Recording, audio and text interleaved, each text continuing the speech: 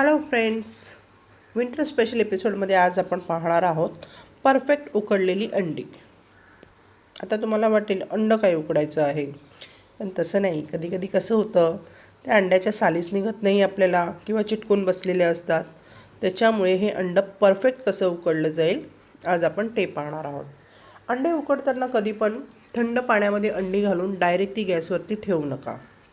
सर्वप्रथम एक पातेल्यामध्ये पाणी घ्या आणि ते पाणी तुम्ही गॅसवरती बॉईल करून घ्या आणि पाण्याची पातळी जास्त ठेवू नका.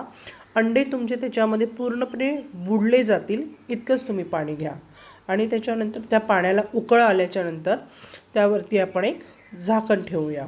झाकण ठेवल्यामुळे काय होतं, पाण्याची जी वाफ निर्माण होते त्या पाण्यामध्ये आणि त्या वाफेमध्ये ती अंडी खूप छान शिजली जातात.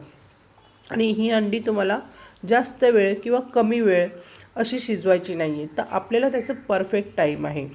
जर का तुम्हाला सॉफ्ट बॉईल अंडं उकडून हवं असेल तर तुम्ही ते 5 ते 6 मिनटं उकळवा आणि जर का तुम्हाला हार्ड बॉईल उकळून हवं असेल तर तुम्ही ते अंडं 10 ते 12 मिनटं उकळवा. आणि ही जी अंडी उकडल्याच्या नंतर एक 10-12 मिनटाच्या नंतर तुम्ही गॅस ऑफ करा. त्याला काही आपल्याला शिजले नाही शिजले बघायची काही आवश्यकता नाही.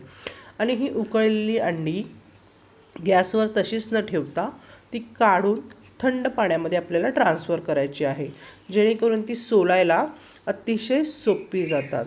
आणि कसं आहे ना, आत्ता मी तुम्हाला हे सोलून नाही दाखवणार आहे, कारण की हे अंडे मला घेऊन जायचे आहेत ऑफिसमध्ये. अंडे जे आहेत ना, हे प्रोटीनने भरपूर असतात. त्याच्यामुळे रोज तुम्ही दिवसाला, आता थंडीच्या दिवसामध्ये तर 2 अंडी तर प्रत्येकाने खाल्लीच पाहिजे. त्याच्यामुळे तुमचं शरीरातलं प्रोटीनसुद्धा वाढतं आणि प्लस तुम्हाला जे काही क्रेविंग्स होत असतील, थंडीमध्ये खूप भूक लागते, तर हे क्रेविंगसुद्धा होत नाही. लाईक आणि कमेंट करायला विसरू नका. बाय.